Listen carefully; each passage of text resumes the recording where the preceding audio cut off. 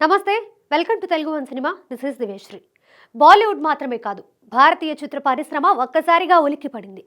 Bollywood hero Saif Ali Khan పై గురువారం తెల్లవారుజామున జరిగిన దాడి అందరినీ కలవరపరుస్తోంది. ముంబైలోని ఆయన నివాసంలో ఒక దుండగుడు చోరీకి ప్రయత్నించాడు. ఆ దొంగను తన సిబ్బందితో కలిసి సైఫ్ అలీ ఖాన్ పట్టుకునే ప్రయత్నం చేశాడు. అయితే ఆ దొంగ సైఫ్ను కత్తితో పొడిచి పారిపోయాడు.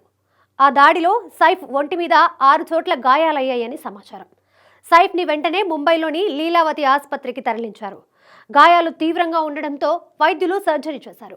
ఈ ఘటనపై ముంబై క్రైమ్ బ్రాంచ్ విచారణ చేపట్టింది. ఆ దుండగుడి కోసం పోలీసులు గాలిస్తున్నారు. అయితే సైఫ్పై జరిగిన దాడి నిజంగా చోరీకి వచ్చిన దొంగ పనేనా, లేక చోరీ పేరుతో దీని వెనుక ఏదైనా కుట్ర ఉందా అనే కోణంలో కూడా పోలీసులు దర్యాప్తు చేస్తున్నారు. మరోవైపు సైఫ్పై జరిగిన దాడిని పలువురు సినీ ప్రముఖులు ఖండిస్తున్నారు. ఆయన త్వరగా కోలుకోవాలని ప్రార్థిస్తున్నారు. జూనియర్ ఎన్టీఆర్ స్పందిస్తూ సైఫ్పై జరిగిన దాడి గురించి విని షాక్ అయ్యాను. ఆయన త్వరగా కోలుకొని ఆయుర ఆరోగ్యాలతో ఉండాలని కోరుకుంటున్నాను అని ట్వీట్ చేశారు.